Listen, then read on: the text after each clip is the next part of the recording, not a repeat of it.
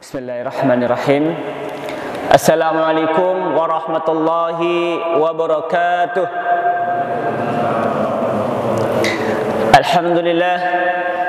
Alhamdulillahilladzi khalaqal insana fi ahsani taqwim.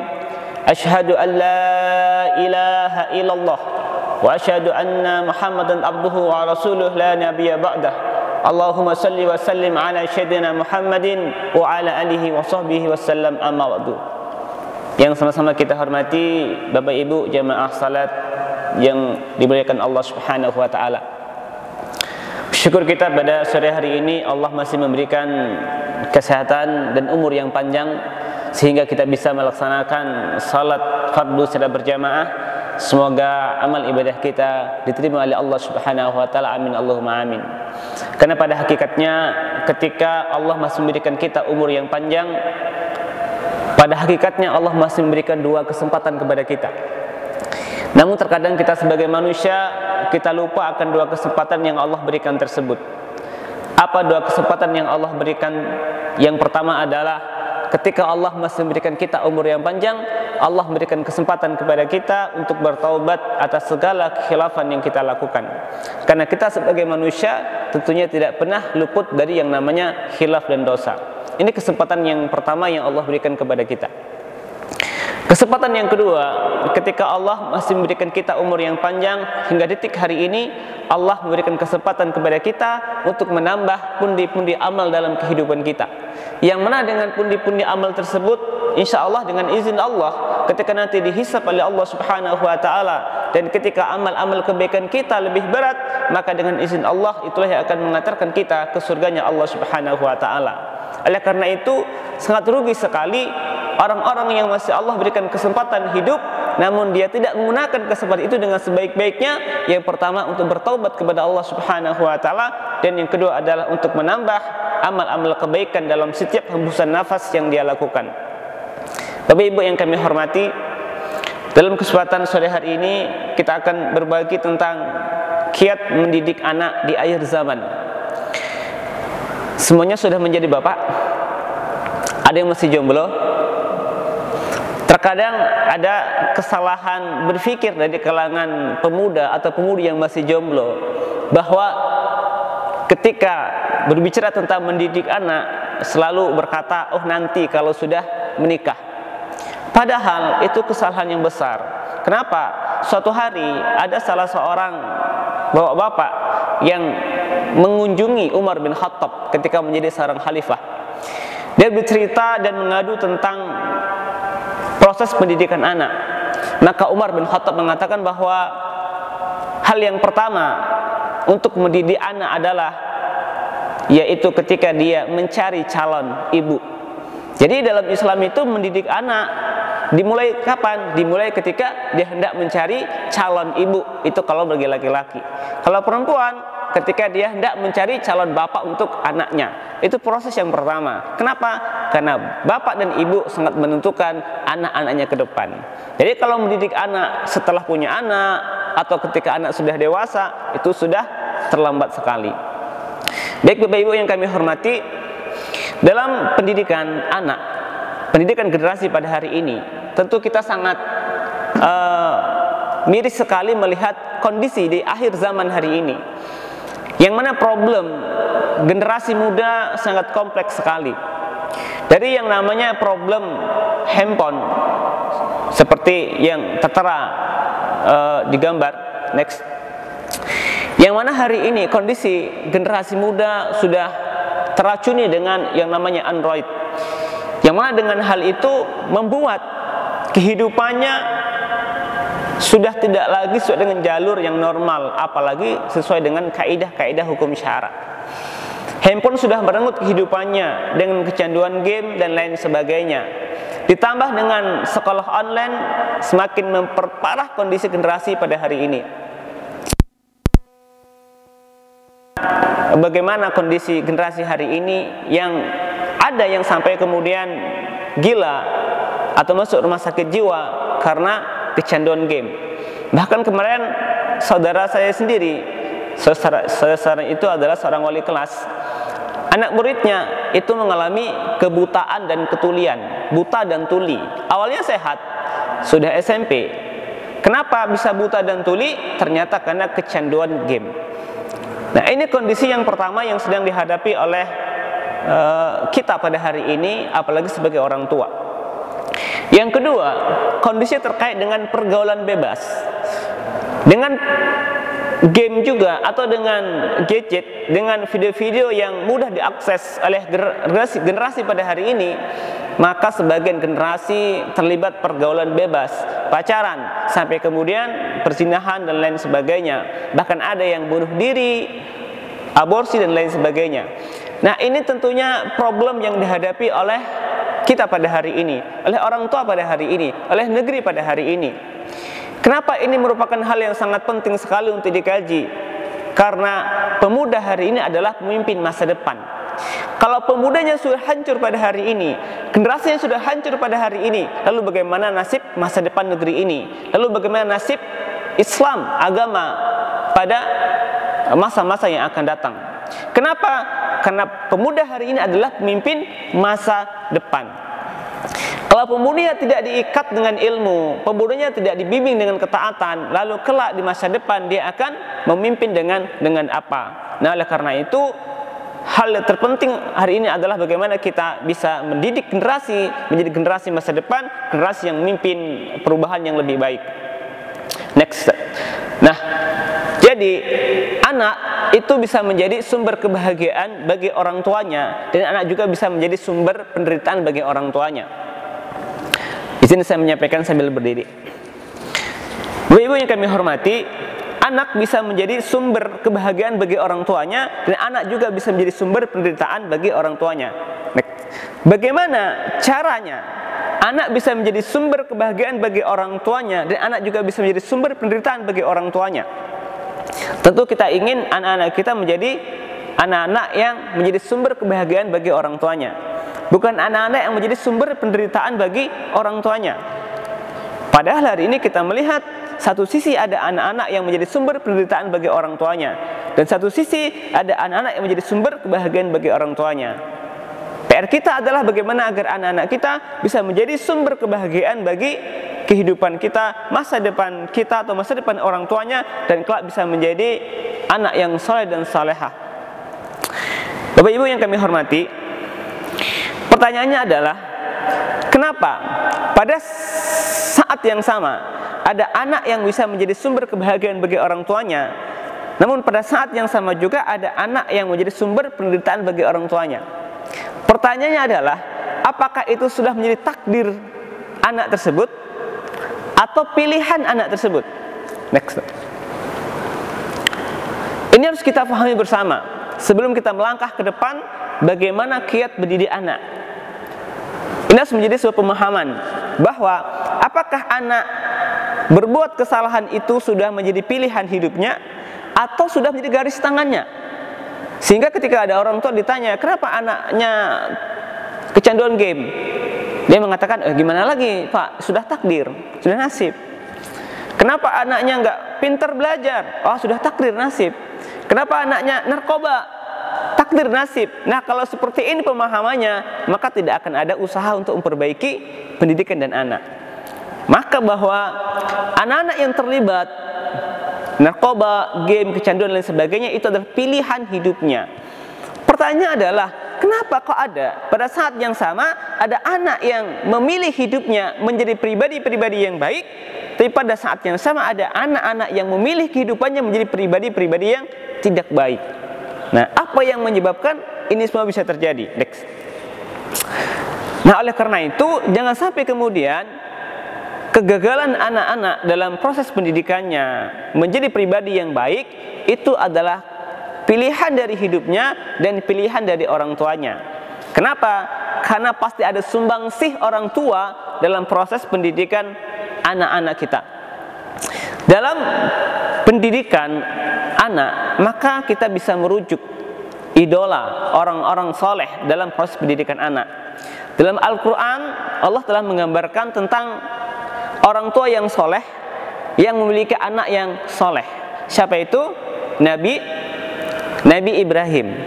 Nabi Ibrahim adalah seorang bapak yang soleh, seorang nabi yang soleh, dan memiliki anak yang soleh. Siapa? Nabi Ismail. Sering kita dengarkan cerita tentang bagaimana Nabi Ibrahim dan Nabi Ismail.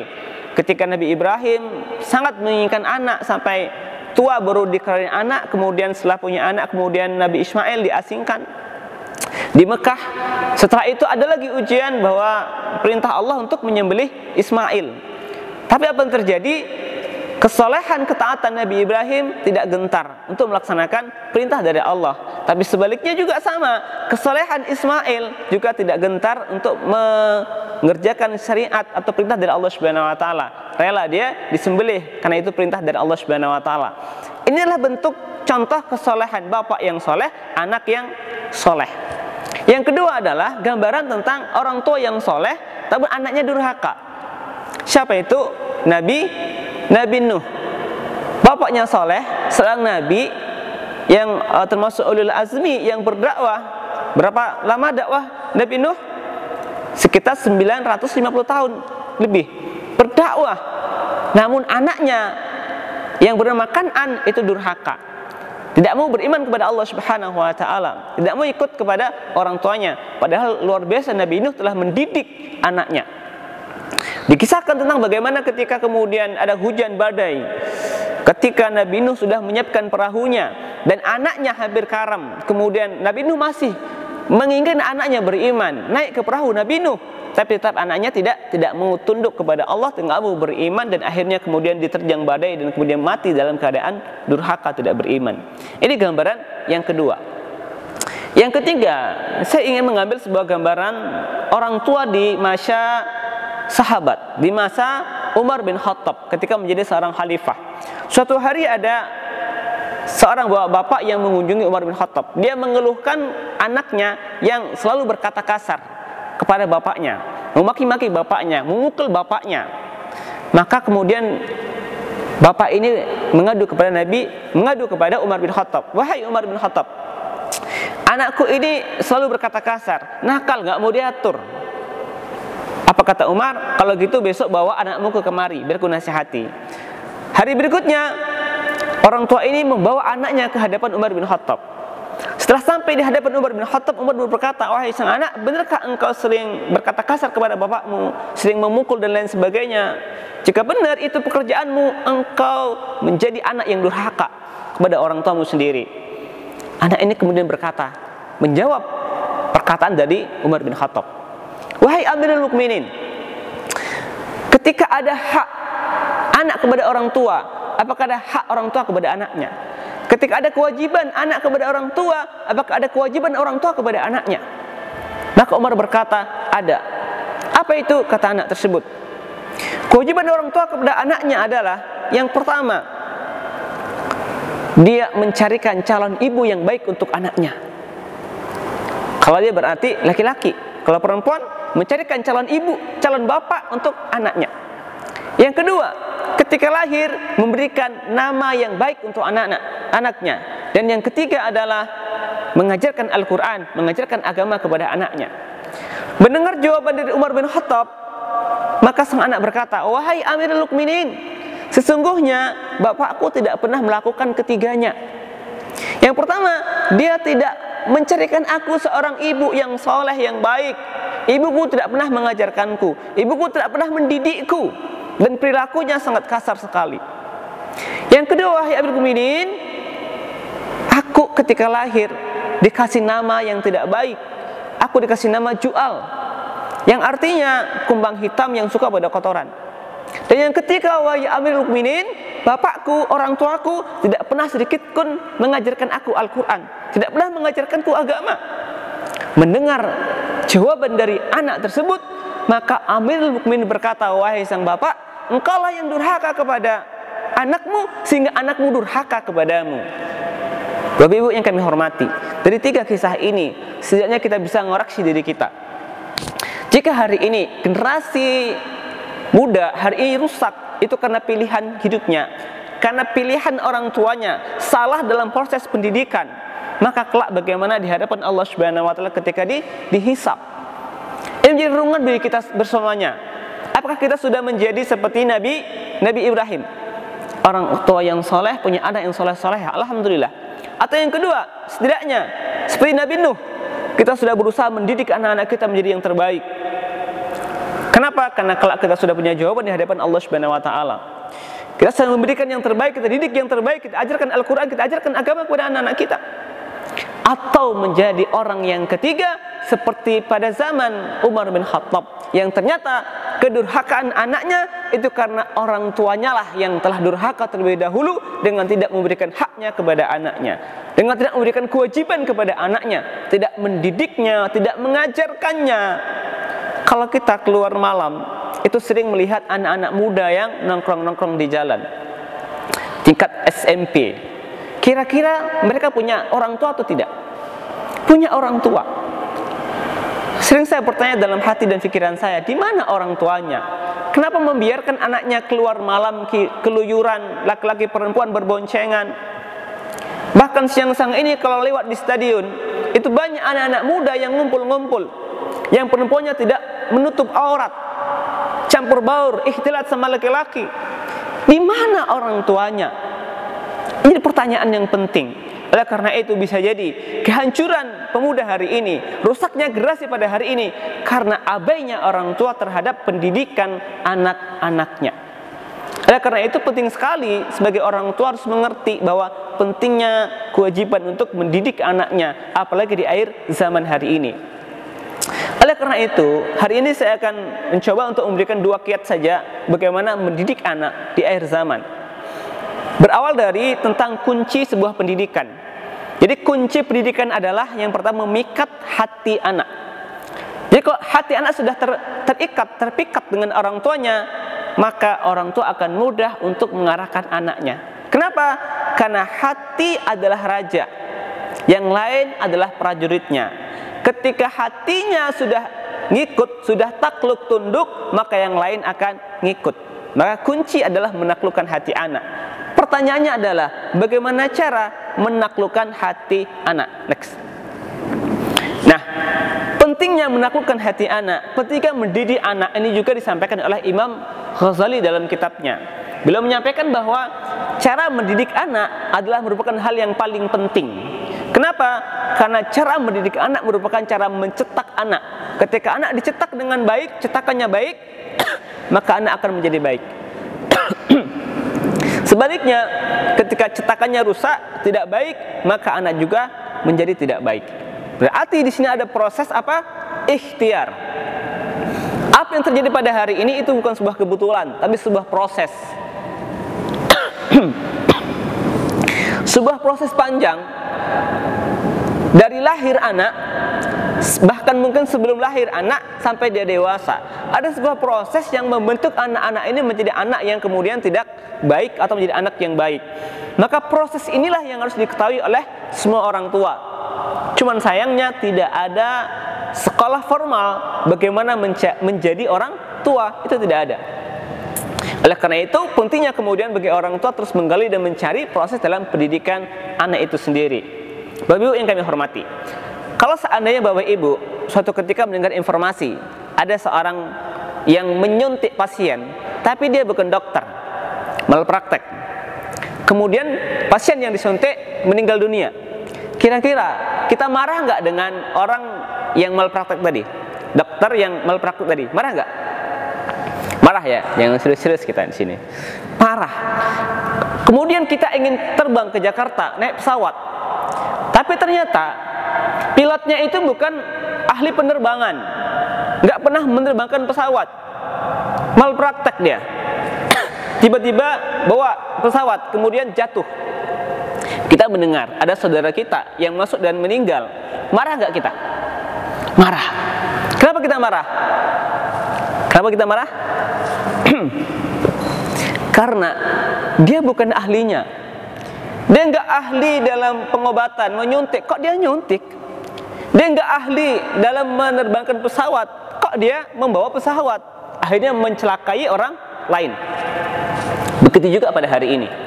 Banyak orang tua yang tidak memiliki ilmu pendidikan terkait pengasuhan dan pendidikan anak. Akhirnya apa yang terjadi? Mendidik anak dengan cara malpraktek. Apa Apa yang terjadi? Yang terjadi adalah hancurnya generasi pada hari ini. Mendidik anak lewat handphone. Anak kecil biar nggak ngeganggu orang tuanya dikasih handphone. Isikan paket, terserah mau lihat apa aja, nonton apa aja. Sudah kecanduan HP, kecanduan game, baru kemudian mengeluh, anak saya nggak mau belajar, anak saya nonton game terus, anak saya kecanduan dan segala macamnya. Padahal itu proses dari pemberian orang tuanya, akibat dari malpraktek tadi. Nah, ini yang terjadi pada hari ini. Oke, next. Jadi hal yang pertama adalah bagaimana bisa menaklukkan hati anak. Yang pertama adalah ubah mafahimnya, ubah pemahamannya. Apa itu pemahaman? Next.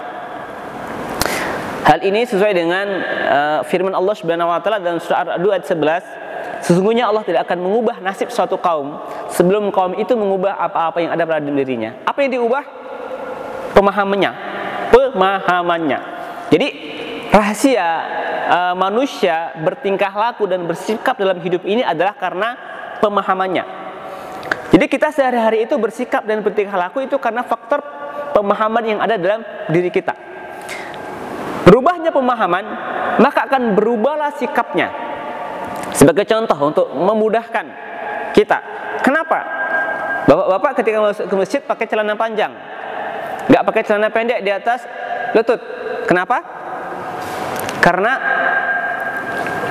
memahami bahwa laki-laki wajib menutup aurat.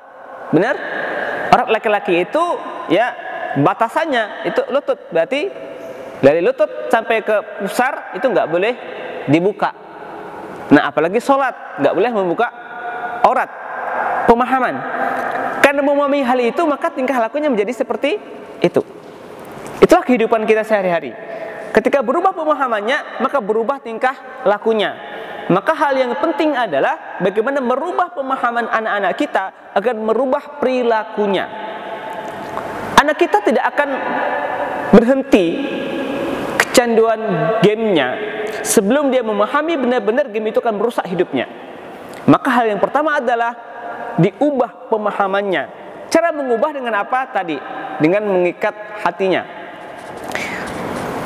Sebuah informasi sebelum masuk ke hati kita, sebelum masuk atau sebelum kita yakini, itu akan melalui proses pemahaman terlebih dahulu. Ada proses pemahaman kita yang mengklirkan atau tidak. Contoh, ada orang yang kemudian dicaci maki, dihina. Suatu ketika bapak ada orang yang caci maki bapak. Sebelum bapak merespon marah atau tidak, ya sakit hati atau tidak masuk ke hati bapak, lalu proses lewat pikiran dulu. Maksudnya apa? Pikiran bapak itu melihat cacian itu seperti apa? Ketika orang yang mengatakan, wah saya dicaci, harga diri saya itu hilang, diinjak-injak, berpikir saya harus marah balas. Maka hati mulai panas, hati sakit, kemudian membalas. Tapi bagaimana kalau dalam pikiran bapak ketika dicaci, wah ini pahala bagi saya. Pahala bagi saya ketika orang mencaci saya, memaki saya, maka sungguh ini pahala bagi saya ketika saya sabar dan memaafkan dia. Kira-kira hati bapak panas, sakit hati? Tidak. Lewat proses berpikir. Suatu ketika ada musibah yang mengenai diri kita atau diri bapak, lewat proses berpikir dulu. Ketika ada musibah, lah setiap musibah ada hal yang terbaik yang Allah berikan. Maka kita akan santai melewati itu. Maka di sini pentingnya pemahaman. Begitu juga dengan kehidupan anak-anak kita. Next. Jadi sebagaimana nasihat dari Ibnu Qayyim al-Jauziyah tentang perilaku manusia, tentang nasib manusia, maka nasib manusia itu melalui beberapa fase. Fase yang pertama adalah fase pemahaman. Jagalah pemahamanmu, karena pemahaman kita akan menjadi tindakan kita. Jagalah tindakan kita, karena tindakan kita akan menjadi kebiasaan kita, habit kita. Dan jagalah kebiasaan yang kita lakukan, karena kebiasaan yang kita lakukan akan menjadi karakter hidup kita. Dan ingat, jagalah karakter kita, karena karakter kita akan menjadi nasib kita kelak. Nasib kita ke depan itu berarti bermula dari pemahaman kita pada hari ini, tingkah laku kita pada hari ini, kebiasaan kita pada hari ini, dan akan menentukan nasib kita. Seorang pegawai yang disiplin, kebiasaannya disiplin, masa depannya juga akan baik. Tapi kalau seorang pegawai yang malas-malasan, kerja lambat, kerjaan nggak dikerjakan, maka kemudian nasibnya akan juga ditentukan oleh bagaimana tindakan hari ini. Dan itu semua dipengaruhi oleh pemahaman yang ada dalam pikirannya. Next. Oleh karena itu, kuncinya adalah, ini contoh. Contoh salah pemahaman akan membuat salah perilaku kita. Ada bapak yang sedang maraton kemudian istirahat di mobilnya. Namun tiba-tiba ada seorang laki-laki yang bawa truk melihat bapak ini. Tapi dalam pemahamannya bapak ini bukan sedang istirahat, tapi sedang ingin mendorong mobilnya. Apa yang terjadi? Karena dia kira bahwa ini ingin mendorong mobilnya, dia bantu bapak ini. Niatnya baik, baik membantu bapak itu. Padahal nggak seperti itu, bapak itu cuma ingin istirahat. Itu contoh bahwa pemahaman itu akan membuat perilaku kita. Rusaknya pemahaman, maka rusaklah perilaku manusia. Benarnya pemahaman, maka benarlah perilaku manusia. Oleh karena itu, rusaknya generasi pada hari ini karena rusaknya pemahaman mereka. Jadi kalau kita ingin memperbaiki mereka, maka perbaiki pemahaman mereka. Tentang apa? Tentang kehidupan, tentang agama. Dengan baiknya pemahaman mereka, maka akan baik juga perilaku-perilaku mereka. Nah, ini penting bagi orang tua untuk mengubah pemahaman anak-anaknya agar pemahamannya menjadi pemahaman yang baik, kelak perilakunya menjadi perilaku yang baik. Next. Nah, ini contoh. Ini sebuah siklus yang saya buat tentang proses terbentuknya pemahaman. Kalau kita punya teman, punya kakak, punya adik, punya orang tua, punya anak, inilah siklus sebelum menjadi sebuah pemikiran, pemahaman dan perilaku. Ada proses yang harus dibentuk. Apa itu? Ada 4 komponen dalam kehidupan kita. Yang pertama adanya fakta. Fakta apa yang kita lihat di alam dunia ini. Kemudian yang kedua ada panca indera. Ada panca indera yang bisa mengakses sebuah fakta. Dan yang ketiga adanya otak yang Allah ciptakan dalam diri manusia, khasiatnya untuk berpikir. Otak itu untuk menilai, berpikir. Dan yang keempat adanya maklumat sabiqah, ilmu yang ada dalam otak. Ketika salah satu dari keempat ini itu tidak ada, maka proses pemikiran tidak bisa berjalan. Terus kalau kita ingin merubah perilaku manusia, itu bagaimana? Apa yang harus diubah? Apakah faktanya, apakah inderanya, apakah otaknya, atau informasinya? Contoh, ini fakta. Ini fakta. Ini apa? Faktanya adalah Android. Faktanya Android. Mata kita melihat, panca indera, kita masuk dalam otak kita. Ketika kita melihat ini, kita menilai ini apa. Kenapa kita tahu ini Android? Karena kita sudah mendapatkan informasi terlebih dahulu tentang fakta yang kita lihat. Oke, sekarang yang kedua, saya punya pegang di rumah saya itu ada namanya buah sikudu. Buah sikudu. Bapak Ibu tahu warna buah sikudu apa? Buah sikudu. Tahu? Nggak tahu? Ya, nggak tahu. Kenapa nggak tahu? Karena belum pernah mendapatkan informasi tentang warna buah sikudu. Begitulah kehidupan kita Bapak Ibu semuanya. Kita tidak akan tahu tentang sebuah fakta sebelum kita dikasih tahu tentang informasi fakta tersebut. Ingat bagaimana tentang dialog antara Nabi Adam dengan malaikat, dengan Allah, ketika kemudian Allah menciptakan Adam. Apa kata malaikat ketika itu? Ya, kenapa menciptakan Nabi Adam? Padahal ada malaikat, ada aku yang sering berzikir kepadamu. Maka kemudian Allah tunjukkan beberapa benda-benda. Tanyakan kepada malaikat, dan malaikat nggak tahu. Tapi Nabi Adam tahu tentang itu. Kenapa? Karena malaikat nggak dikasih tahu informasi terlebih dahulu. Nabi Adam dikasih informasi. Sama dengan kehidupan kita. Kita tidak akan tahu sebuah fakta sebelum kita mendapatkan informasi terlebih dahulu tentang fakta itu. Yang pertama, kesimpulan. Yang kedua, kalau ada fakta namun informasi yang kita dapatkan itu adalah keliru, maka keliru juga tindakan kita. Contoh ini ada botol aqua. Ada apa? Botol aqua. Anggap aja botol aqua, air minum. Nah, ketika ada botol aqua air minum, Bapak melihat botol aqua ini, kemudian sudah dikasih, ketika haus, Bapak akan meminumnya. Benar? Oke. Yang kedua, botol aqua ini isinya racun. Isinya apa? Racun. Ketika dikasih Bapak minum atau enggak? Dibuang. Kenapa? Informasi yang didapatkan racun itu mematikan. Sampai di sini paham bahwa perbuatan kita, tindakan kita sehari-hari itu sesuai dengan informasi yang ada dalam otak kita. Informasi terhadap fakta itu. Kalau benarlah informasi itu, maka benar jadinya. Tapi kalau salah informasi itu, salahlah itu. Oleh karena itu, ketika kita ingin merubah perilaku generasi muda, anak-anak kita, maka yang perlu kita ubah adalah apakah faktanya, apakah indranya, apakah otaknya, atau informasinya? Apanya? Apanya Bapak? Informasinya. Berubah informasi, maka berubahlah perilaku kita. Bapak punya istri yang soleha di rumah, mencintai istri yang soleha, baik perilakunya, pulang rumah nanti pasti senyum. Karena apa? Informasi sebelumnya bahwa istrinya soleha, baik, taat.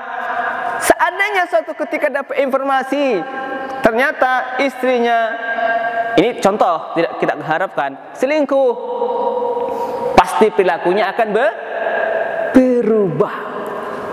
Itulah pentingnya informasi dalam bahasa kajian keislaman, ilmu dalam kehidupan seseorang. Al-ilmu nurun, ilmu itu cahaya. Dengan ilmu itu bisa menerangi kehidupan kita. Kita bisa melihat mana yang hak dan mana yang batil, mana yang haram, mana yang halal. Itu karena ilmu. Kita bisa salat dengan sempurna karena kita punya ilmu tentang salat. Salat asar kita tahu ilmunya, 4 rakaat, bagaimana rukuk, sujud, segala macamnya. Kalau kita nggak tahu ilmunya, maka kita nggak bisa salat. Itu contoh kecil. Contoh besarnya, semua dalam kehidupan kita dari A sampai Z, dari pagi sampai kita tidur lagi, semua perilaku kita itu tergantung dari ilmu dan pemahaman yang ada dalam diri kita. Termasuk juga anak-anak kita. Oleh karena itu, cara merubah tingkah laku, kiat yang pertama, ya ini kiat yang pertama. Cara merubah tingkah laku anak-anak adalah dengan cara merubah pemahamannya. Insya Allah dengan berubahnya pemahaman, maka berubah perilakunya. Maka dalam teori pendidikan, pendidikan itu adalah proses untuk memberi pemahaman kepada anak-anak. Dengan pemahaman itu, hendaknya anak-anak kita mengikuti perilaku sesuai dengan apa yang diajarkan. Next. Oleh karena itu, baik, dalam kehidupan manusia itu ada 2 hal. Ada namanya pola pikir. Pola pikir itu adalah apa yang kita pikirkan, yang bersumber dari informasi yang kita dapatkan. Dan yang kedua adalah ada pola sikap. Pola sikap perilaku kita. Menyatunya antara pola pikir dan pola sikap kita, itulah yang menjadikan kita berkepribadian Islam. Pola pikirnya Islam, perilakunya Islam, maka kepribadiannya Islam. Oleh karena itu, ini 2 teori, 2 fakta yang harus digabung dalam kehidupan kita, yang diawali dari sebuah pemahaman. Next. Kita singkat saja. Next. Ya, itu kiat yang pertama. Aja Ustaz. Oke. Kiat yang kedua, itu tadi yang pertama adalah ikhtiar kita sebagai manusia. Kiat yang kedua adalah kita harus meyakini bahwa anak-anak kita itu adalah merupakan ciptaan dari Allah Subhanahu wa taala. Oleh karena itu, kita harus minta kepada Allah Subhanahu wa taala, minta tolong kepada Allah Subhanahu wa taala dalam proses pendidikan anak-anak kita. Mudah bagi Allah untuk membuat anak-anak kita menjadi anak saleh dan salehah. Namun ada upaya dari orang tua untuk kemudian menjadikan anak yang saleh dan salehah tersebut. Oleh karena itu, dalam kajian ini, yaitu kajian bagaimana kita mendapatkan pertolongan dari Allah Subhanahu wa taala, ada yang pertama adalah sebagaimana dalam surat Al-Qur'an. Dalam Al-Qur'an Allah berfirman, "A'udzubillahi minasyaitonirrajim, In ahsantum ahsantum li anfusikum.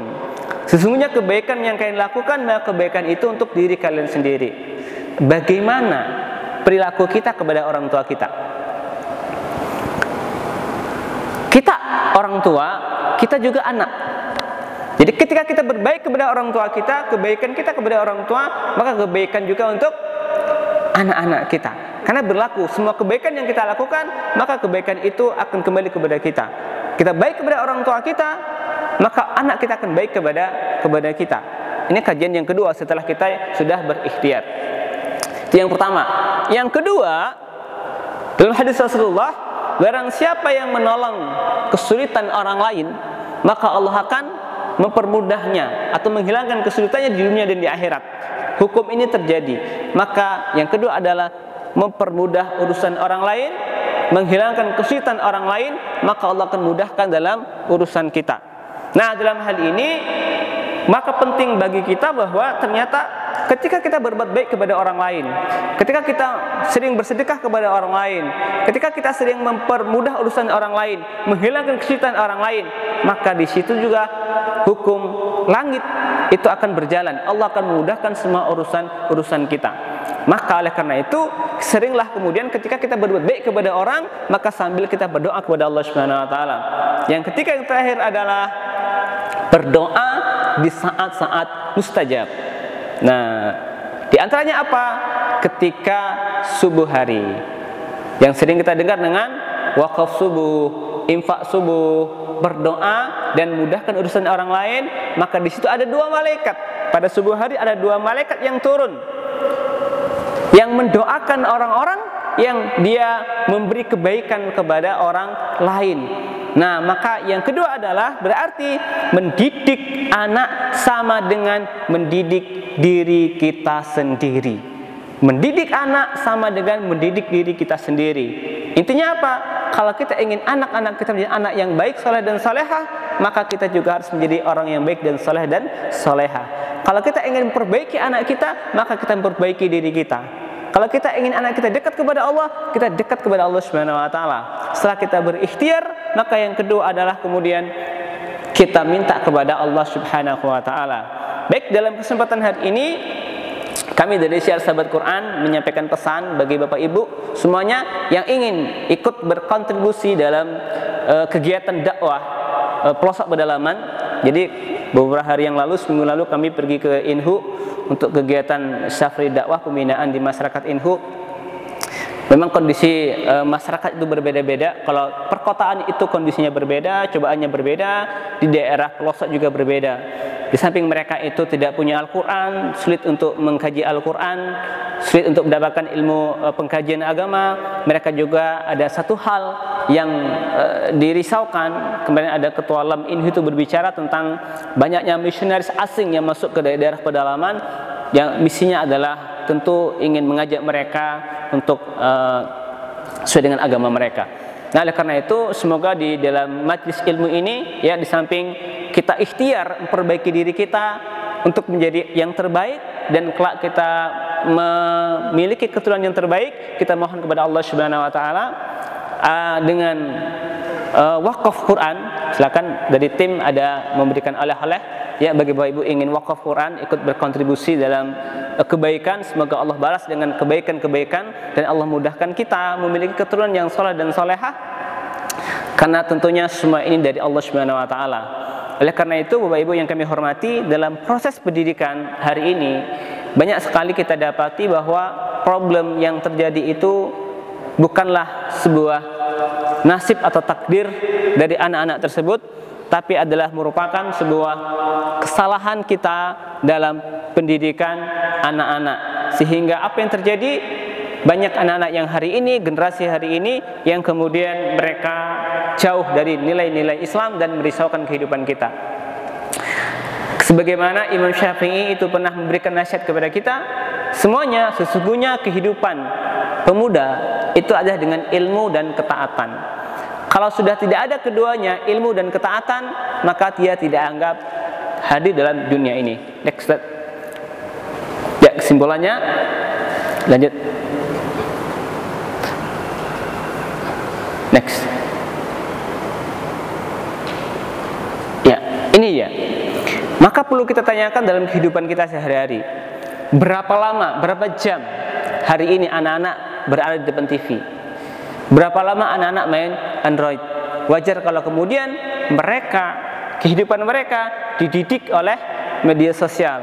Kehidupan mereka dididik oleh film-film yang mereka tonton, film Korea dan lain sebagainya. Maka sudah menjadi keharusan bagi kita semuanya untuk mengingatkan diri kita, keluarga kita, dan juga masyarakat di samping kita. Kenapa? Karena lingkungan itu sangat mempengaruhi.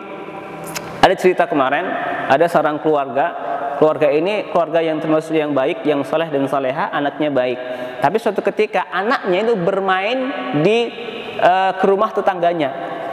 Dan apa yang terjadi ketika anaknya ini bermain di rumah tetangganya sama anak tetangganya, itu mereka nonton film porno. Akhirnya ketika pulang, anaknya bercerita tentang film-film segala macamnya. Akhirnya anaknya kecanduan. Ini menunjukkan bahwa kita tidak bisa soleh sendiri.